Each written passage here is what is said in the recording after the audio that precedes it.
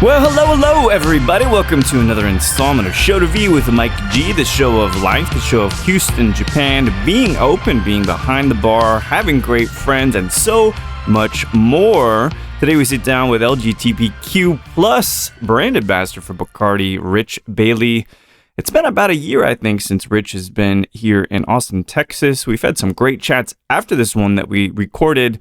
And I suggest you ask him all the questions, all the real questions, all the pressing questions, because you'll be surprised what you find out, and you'll be surprised to find out how transparent he is. So without further ado, I hope you enjoy this great chat with Rich Bailey.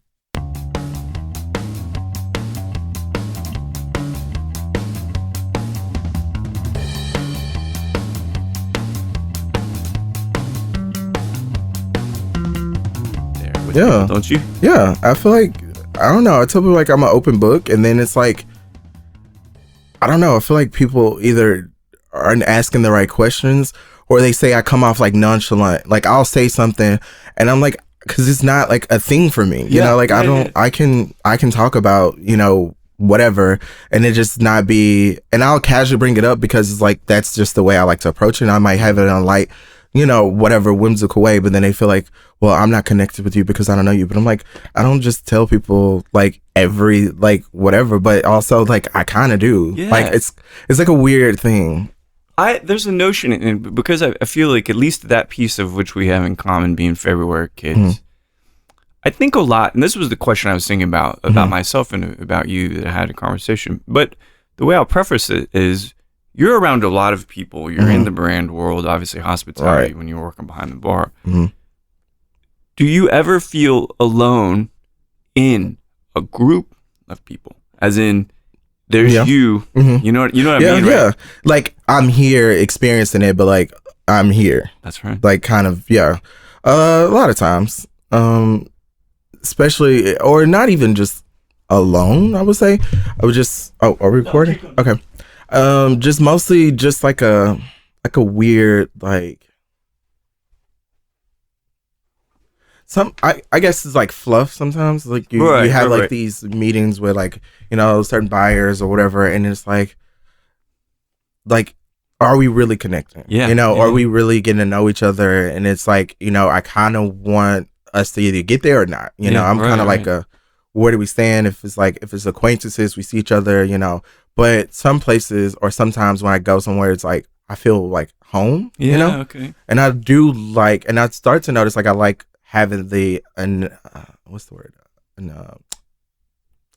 you're like, when people really don't know you, like the animosity, like anonymity. Anonymity. That's it. Yeah. I was like, it's something I can see it. When I go to a bar and like none of the bartenders know I'm industry or whatever, mm-hmm. and I just like get a beer and a shot, and it's just like, I can like relax. It's like weird, right? I'm, but it's like when you go to a bar and like everyone knows you, it's like I'm on and I'm just like, but it's like, I just want to go and drink, you know, without XYZ brand. I'm not even thinking of work. I'm just like, give me a twisted tea and whatever. That's like kind of what I go to. Yeah. Like I go get a twisted tea or something and blah, blah, blah, sponsored by Twisted Tea. And yeah, just kind of, I don't know. Yeah, it's a weird thing. The thing that I wanted to ask you that stems from all this, all in the same neighborhood of this kind of thinking, is I meet a lot of people that I'll go there. Mm-hmm. And people tell me things, whether mm-hmm. I ask them to or not. Right. Oh, they'd love to talk.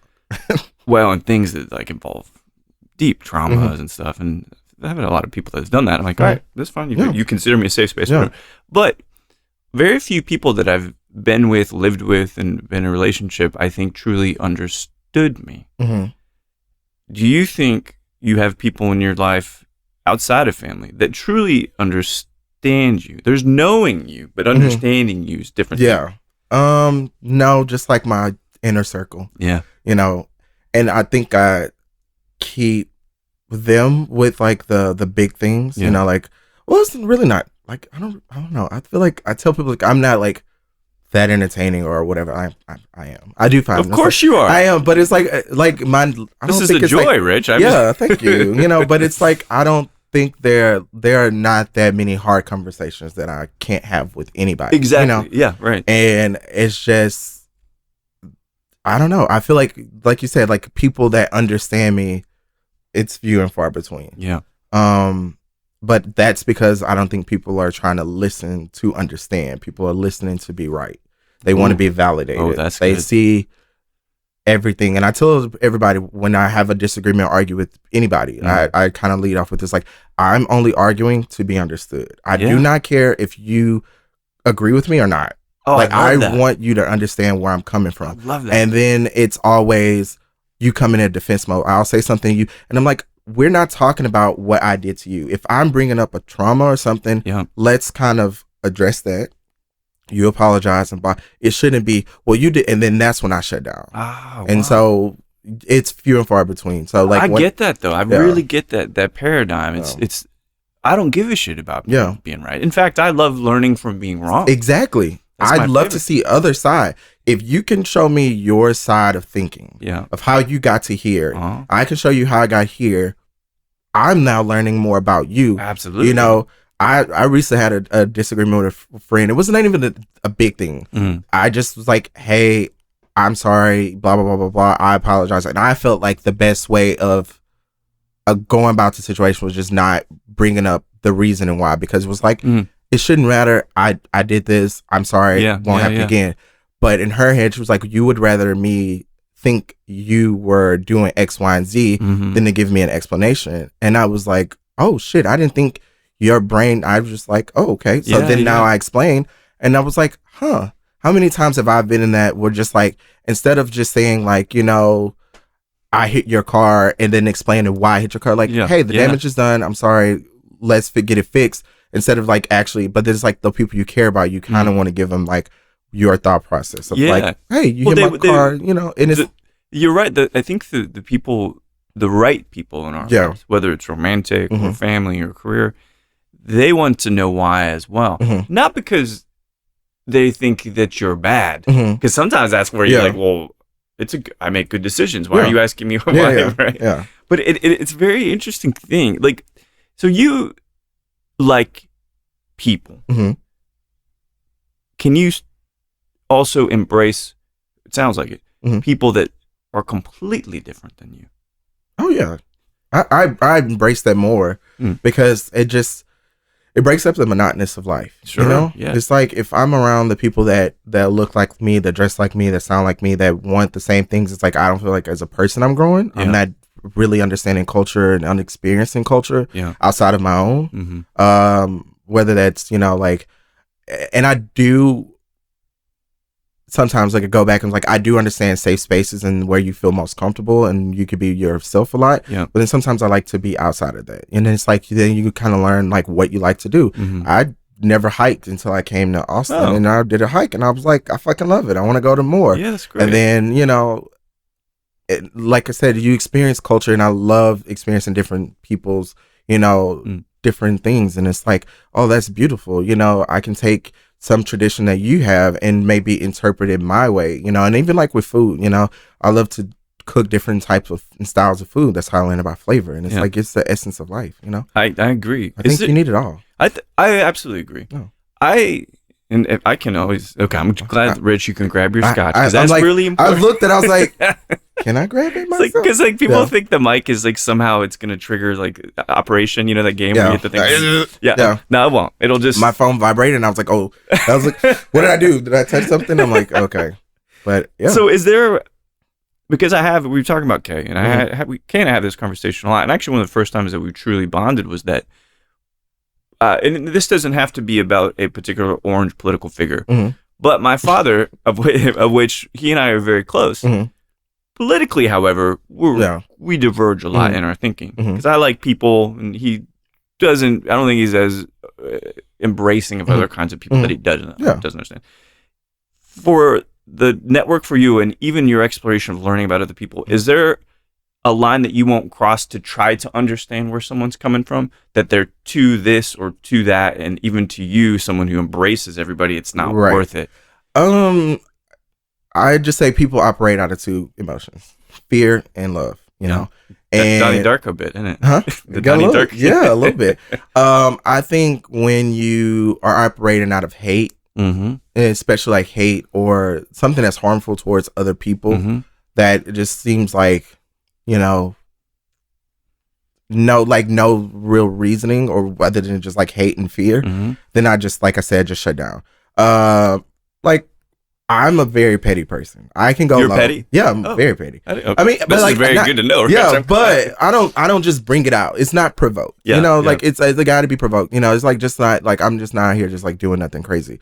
But well, no, but you know, yeah, I'm just, you know, I think we're humans. We react to, you know, like if you hurt me, I want to hurt you back, kind of a thing. Retaliatory. Yeah, like but yeah, I mean, like I said, if someone's just coming out of like pure ignorance or whatever, or just like, you know, like racial slurs or any like thing like that towards me or a group of people, is just like, I'm done with you. Yeah. Like, bye bye. Yeah. Cut it out. But I try to, you know, stay in the positive. I'm aware that, you know, you can sit across from someone and you share different political views or just views and things on life. So I try to always find the commonality with people and just kind of stay in that little bubble. Which is the book thing we were talking about in the living room. Yeah. You were trying to find a book that we had in common. Right. And in fact, we did have the Tipsy Texan book. Yeah. And David Allen, live in that bubble and then kind of explore versus like, you know, being on the optimistic side of just like, you know, hey, let's stay positive, whatever.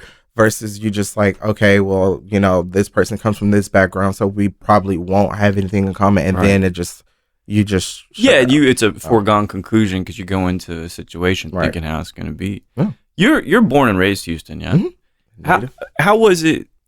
I am a straight white male. For me, things aren't very difficult. Yeah, just, you know what I mean. Yeah, I did move a lot, and so I was a stranger most of my life. That's a different kind of social challenge, but. Was the process of understanding that you're a gay man, African American gay man, which is 2 points, kind of can be challenging. Yeah, was that something that you felt you were bombarded with hate and discrimination because Houston's a pretty open place, I think. Yeah. But for you, was it a pretty good experience or was it very troubling? Just in life or I think before bars, I think are good places where people. That's probably where I got the most. Is that right? Yeah. Well, tell what. So it was easier than going to A&M and doing a high school in Houston and stuff. Well, so I would say like I can't take off my skin. I was born black. Yeah, you know it. You know, born gay, same. I still feel the same, but it was like a lot of self-discovery, and then I didn't come out until after I left college. Oh, really? Yeah. So I was still like on the DL, like kind of secretively.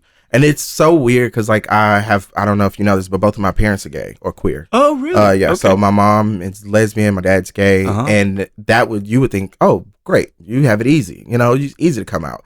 But it was like, I still didn't really understand it. And that's why I tell people, like, a lot of, like, now we're seeing a lot of different representation in media because I used to think that gay was RuPaul's Drag Race. And that was it.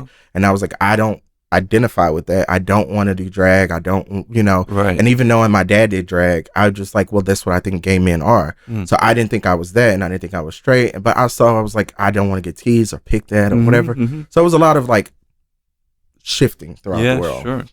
And once I kind of figured it out, it's like, oh, there's different ways, there's different lanes, and I don't know if I'm gay or bi or whatever I identify. Right. Queer is a great bubble to live in. I'm like, okay, now. But that was like after I left A&M. Really? And then I got to Papacitos. And then when people would question me or ask, I'm like, oh, yeah. You know, that's when I first went to my gay bar. Yeah. First gay bar was like right when the weekend I moved home. Met up with my best friend and we all went out. And how old roughly were you when you got 20, back? 21, 22. Oh, okay. So yeah, it was a lot later. Yeah. But I think what operated in the bar scene, I mean, outside of just like random, like whatever, like people just being, you know, screaming from the streets or something. Yeah. I didn't really get like that. I think I've grew up in an all black neighborhood, like all black school. When I went to A&M, I had my community, my culture. Yeah. I did get a couple like times where like racially profiled. Sure. that's a thing, or just like turned away for like a dress code type of situation. And that always like, that's what bothers me about bar scene, the bar culture of like the whole like hiding behind a dress code to be like racially thing. And it's like, and you need to know like where it stems from, because it came in like the 1960s where bars would try to keep Black people out, and it would say, oh well, like after civil rights movement, but we're doing this because you don't have shoes or certain, but it's like the people that can afford them, you know, typically leans to one side or whatever. But anyway, they're going down that road. But that was mostly the times I've been called like a lot of things in my own bar. And the great thing about the culture of my bar is like, hey, when one person says this person's cut off, 0 questions asked, they're cut off, not what they do. Give me the backstory. It's like all hands on deck. Hey, blah, blah, blah, cut off. We're 86 in him, or he's banned. Yeah. Hey, I actually had a guy come up to me one day, was like, hey, why am I banned at Johnny's? And I was like, I don't know. Someone told me you were banned, and that's how it is. But anytime that I would cut off a customer, it got aggressive. And then they would attack me, or if someone else cut someone off, then they would say, well, that blah, blah, blah. And I'm like, what? Bro, what did I do? Like, I'm catching strays. I'm trying to clock out. Shit. So, of course, I would say like the most like 3 violent times I've been in my life were all at the bar. That's crazy to me. And catching strays. I know my privileges. I try to be very, very aware of them. That shit doesn't happen to me. No. And we could say, of course it doesn't happen to you. I mean, it might happen in a different light, or it like a trigger, you know, like you might. I think it's like, it was the easy go-to because I was the only Black person who worked in my bar, and I was the only gay person who worked in my bar. Even if you didn't know I was gay, you could still say something that would offend me. Yeah. And it wasn't a lot of people like me visiting my bar all the time, you know, just keeping it diverse. And then we're catered to all, you know, we're not a gay bar, but we're just an open, community, neighborhood, safe bar. And I don't know. But it's always something that's mindful when I'm in any situation, especially moving here to Austin. It's very, you know, white. It's a white place. It's very, just having that conversation. But it's like, I don't know. It's like kind of like you always are aware of it. So you're just like always like kind of, it's the norm. So it doesn't really affect me, but it just like, okay, cool. You know, be mindful, you know, it's just like a thing that just like I've been growing up. My mom was always be mindful wherever you are. Yeah. When you go to people's house, you ask their rules, you know, when I ask you, like, do I take off my shoes, you know, what's appropriate? Because you just kind of want to be mindful of like, this is not your space, it's not your land or whatever. That's great. Being mindful. How fucking difficult is that? Actually, quite difficult for a lot of people. Because people don't have that inner dialogue of them always having to be aware. That's right. Always having to be observant. Yeah, and considerate. And it's just, I don't know. I think it will make everybody a better, you know, human if you walked around the world and you had to be like, oh, well, I gotta, you know, am I looking presentable today? Because, you know, I want to X, Y, and Z. I can't wear these to certain bars. You know, I think of like that when I dress for the day, like, oh, I have rips in my pants, or I have on certain shoes. Well, maybe I shouldn't go to Rainy Street today to visit accounts because I might get X, Y, and Z. Yeah. And it's like just you're very conscious of it. The dialogue is there. I started studying psychology. That was what I was going to get my major in, but I had an interesting conversation with my dad, and then I got a business degree. But I'm still going to go into practice someday, which I was thinking, well, maybe Rich has some of the same traits that I do. One of those being, and it sounds like it, are you a curious person? Very, very curious. And I didn't think I was growing up. I'm an only child. I don't know if you know. So I'm like always like having that like desperate need of like friends and love and attention and things like that. But at a respectful, you know, like, hey, you can go home. I like you, but no. And I don't know. Like when I went to A&M, I was a computer engineering major, and I wanted to double major in psychology.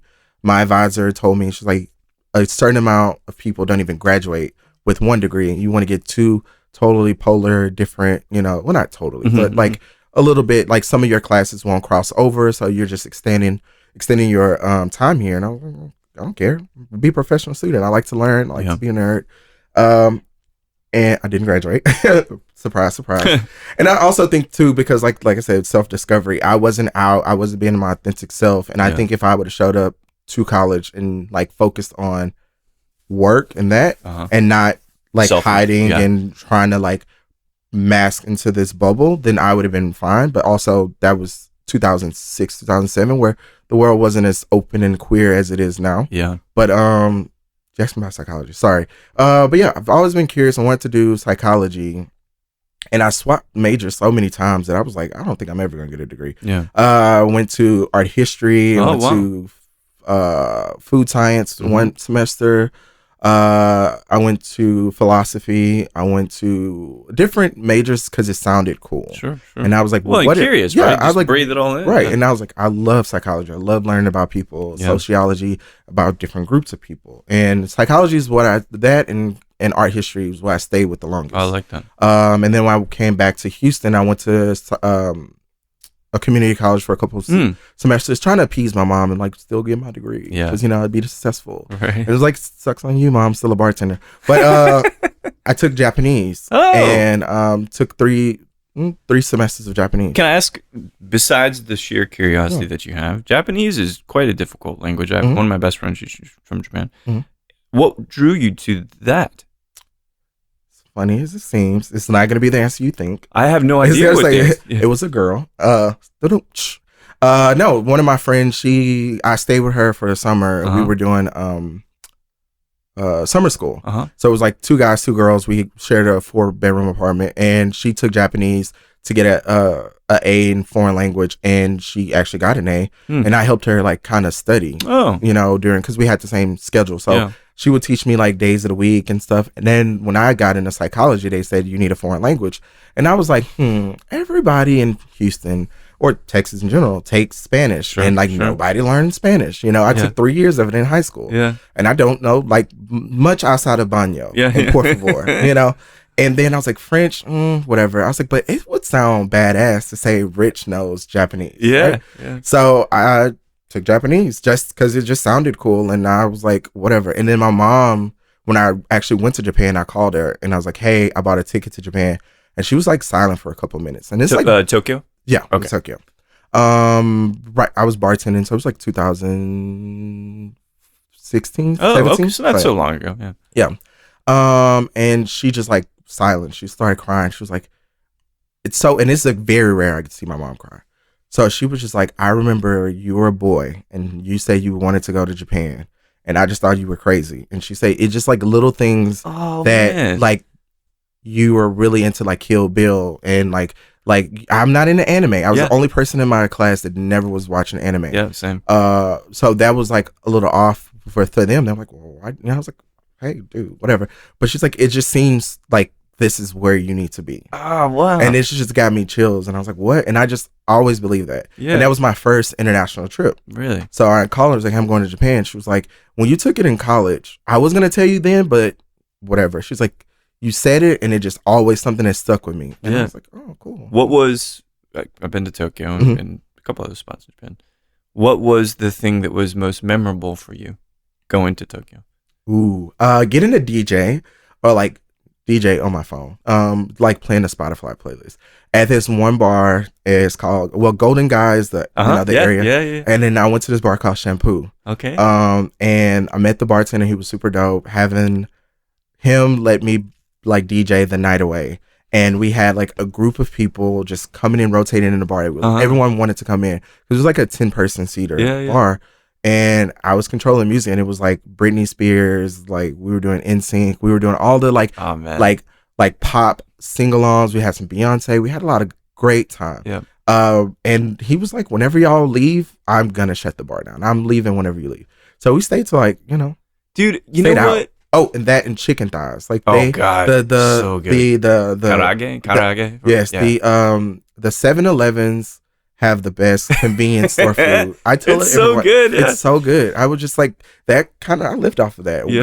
I would go and drink all night and hang out with my friends, and then I ran into a guy from A&M that was my lab partner freshman year in Japan. In Japan, he was at the bar and he looked over. He's like, "Hey, I think I know you." Oh my gosh. And I was like, okay, he was, to me, he wasn't like that. I hope he doesn't see this. No. Like he was just like a general guy, and then I was like, you look familiar. He was like, dude, did you go to A&M? I was like, yeah. And he was like, we took him freshman year, first semester. And I was like, holy shit. Me and him Facebook friends. We hung out, drank that night, and he was moving back to Houston. So he ended up coming to my bar. Oh, wow. And it was just like a full circle moment. And I actually met a dude that, and this is where I tell people, like, hospitality transcends all. Yep. He was from Russia. Mm-hmm. He's a Russian guy. He worked for a BMW company or Mercedes-Benz. And he said his dream was to drive a car cross country across the States. And he was like, I'm going to be in the States probably, but I don't know, like a year. Yeah. And he said he was driving through. I didn't really have much long conversation, but he told me he's like flying to Florida and going to California. And he asked me where I lived. And I was like, I live in Houston. I told him the name of the bar, and that was it.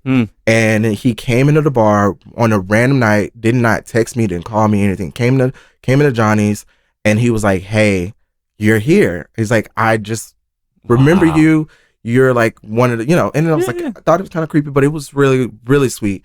And he was like, hey, and he's like, I don't really drink like that. And he told me he couldn't stay because he actually booked his hotel in Dallas, not Houston. So when he realized that my bar was in Houston, he said, I still made the drive. I wanted to see you. And I was like, that's amazing. That was sweet. The world is small. And I had a moment when you were talking about getting to DJ the bar, a moment that I had forgot. I was in Mexico City with the owner of Limontor, Alberto. He took me to one of his bars. He's like, be the DJ. Yeah. I fucking forgot about that. Yes. I was, sometimes you get some brown areas. Right. Yeah. It's a feeling, though. Yeah, it's a dope feeling. Something about the music itself. Yeah. So I want to talk about art for a moment, because there's a question I'll ask you here in a little bit, as we're on a schedule, of course.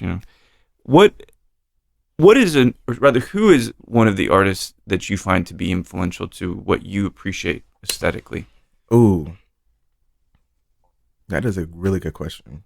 Because I was looking at your shirt and it evoked something. Yeah. Oh man.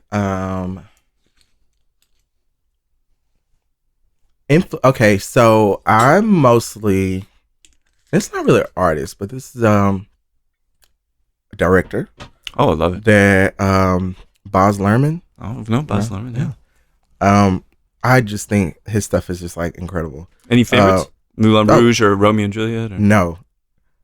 Great Gatsby. Yeah, but okay. The Great Gatsby is probably one of the top 5 favorite movies. Visually, it's like a stunning. I just think that the movie is cool. Do you like the way they did the music with it? I did. Okay. Jay-Z is actually one of the film music music for that. Yeah. He like curated the music, which I thought was super dope. Yeah, it's great. Things I would have changed, but I love the book. I read it in high school. I'm reading it right now, rereading it. When I went to DC, I brought it on a trip, and that was like me rereading it. Oh. So, that Romeo and Juliet, Moulin Rouge, top 3 of his. Yeah. I actually watched Romeo and Juliet last week. Great movie. Great soundtrack great too. Movie. Oh my gosh, great soundtrack. Yeah. But artists, when I was in Denver a couple weeks ago, I went to The Soul of a Black Man. It's a rotating exhibit. Jay-Z has his hand in there as well. Oh, it's cool. Great. It's a black queer guy from Ghana. I'm gonna butcher his name, but if you look it up, check it out. I have some photos I can show it to you. Yeah. That because like I like going to different cities and seeing their art. Same. Scene and seeing being from Houston having like the second best. Rice is per great. capita. Mandela's great. Yeah. So I was like, I had a free day and I was like, hey, let me go to the museum. Went there, just walked around. I think I stayed in that small like exhibit for like an hour and a half, 2 hours. It's probably like something you can knock out in like 20, 30 minutes. But then I went upstairs, saw like another exhibit. It was really, really cool. But that was like dope. And he pulled books from people that he's been inspired by, like literally in his life, and then also music. And it's a playlist that you can use on Spotify. Cool. So I have the playlist on Spotify. I keep saying Spotify. I feel like they should sponsor. Get you some money, yeah. Or get you some money. I'm into that too. If your podcast is on Spotify. But, sure is Spotify. Yeah. And but yeah, Jay-Z helped curate that as well. Or Solange, I believe. Okay. Is on there. But like I walked in and it was a Jay-Z song playing. And I don't remember what it was. But then like Beyonce was up next. I was like, oh, this is nice. But I'm trying to think. outside of that, my favorites were, I feel like the classics, like George O'Keeffe was cool. I'm trying to think of, I don't know. I kept a lot of like, like Van Gogh and all. But the thing, I guess, ultimately, why I asked the question is it's not about the artist. It's about what you appreciate aesthetically and creatively. Right. And then you talk about Baz Luhrmann, and Jay-Z. So I get it. I get it, and that's really indicative of who you are. That's why I ask people that question. Right. It's not really about the artist. Right. So the thing is that much about how. There's all the backstory. It's like, well, you're at Papacitos because you got rejected from Cheesecake Factory. I'm just going to move this along. And then you went to Johnny Gold Brick, and then that's where you did all the competitions. And then you moved to be an ambassador for Santa Teresa. And now, however, this latest chapter, which on February 1st, if I'm correct, you celebrate 2 years in the role, which would be great, is the LGTBQ. I've got those. It's a lot of letters. Sorry if I messed up the acronym. And you identified as queer, which is great. You said that. Tell me what that means to you. What does queer mean to you? What queer or the role? Both. I don't think we have enough time for that. Fair. It's. How about this? Is it the role that you were always meant to have? Yes and no. Okay. I say no because I didn't envision this, and this was part of one of my answers in the interview process. They asked me about it. I was like, I didn't see this as an option because I didn't see it. I never thought, I could do that. When I was at Papacitos, I never dreamt about Tales of the Cocktails because I didn't know it existed. But then when I did, and I went there and I was like, cool, this stuff exists. I want to learn more. When I saw my first Black ambassador, I was like, oh, I want to do that because I didn't think that was a role. Like, I just thought you're a bartender, you'd be a bar owner, you own a bar, blah. But I was like, I kept getting closer to that. And I was like, this is cool for those people in those spaces, but that's not how my brain works. I don't want to do consulting, and I even told someone that it was a joke. I said something like, I think I messaged like Bobby Hugo about adding like Jello shots to one of his new bars he just opened up. I was like, if you don't have Jello shots there, then I'm not coming. And it's like, well, you open up your own bar. And I was like, well, I don't think I have an original idea or a unique perspective to do that. And he was like, Rich Bailey, I think you definitely do. Yeah, it sounds strange you saying that. Houston would crush your bar. Like, I was like, huh. But thank you for, seeing that in me. But it was just like, no, I don't think I want to do that. And I like joke and say a lot of things, and then it's like, it just roll out and happen. But, to be continued. But the role is, I can't really, it's just like, it feels important. That's and I would right. say it feels important.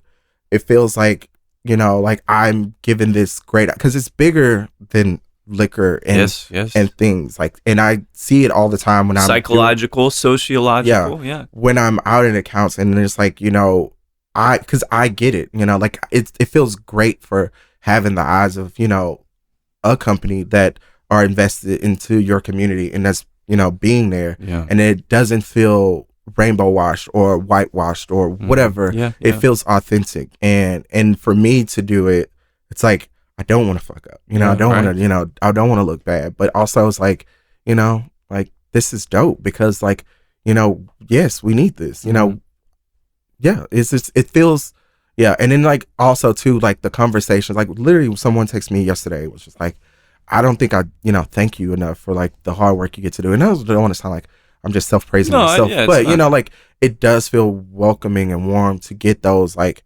affirmations from people that like, hey, you're doing some really dope and amazing work, and and it's like, okay, so I've got two questions left for you. That's a great, because that tells more than a specific yes or no, right? It really does.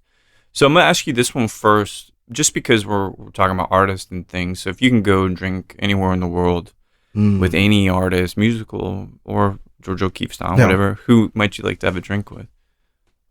This is a great question. It's like one of my questions I ask on a date, actually.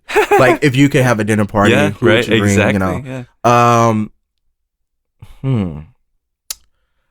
just think I'm inspired by a lot of people. Yeah. So, if I could drink at a bar, first and foremost, I think of Lucille Ball. Oh yeah! Wow, I love that. I think she's like a fun person to be around.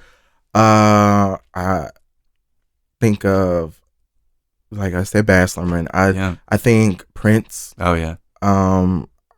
Purple Rain, just whatever. Yeah. I think he would be great.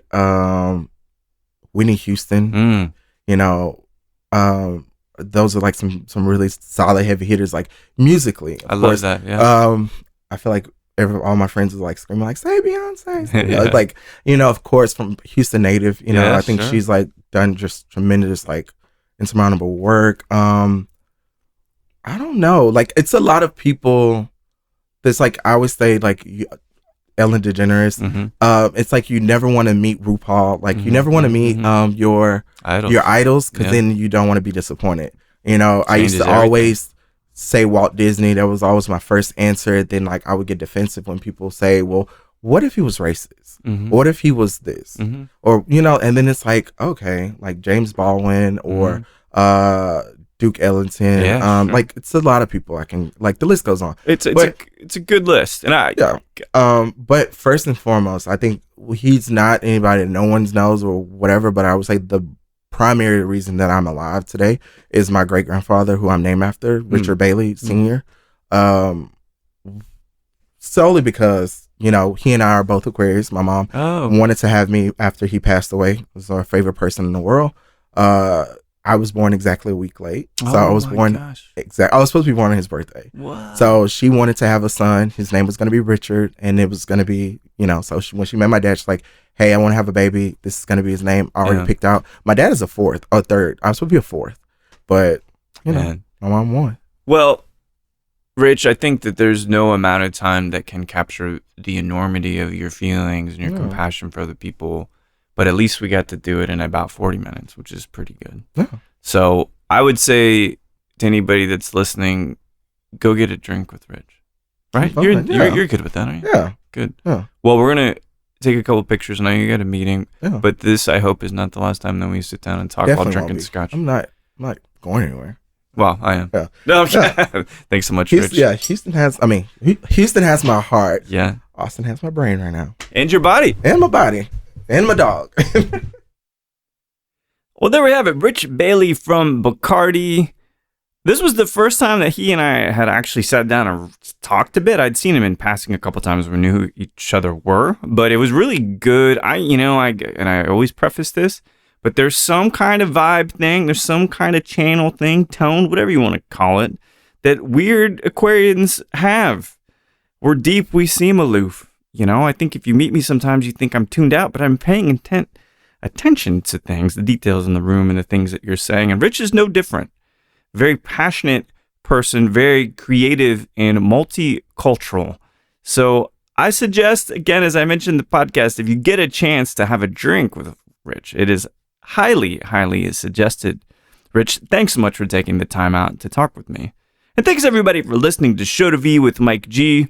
No matter what you're thinking about making for dinner, you bought some baby portobello mushrooms, or if you're about ready to watch The Americans end on season 3, please keep dancing.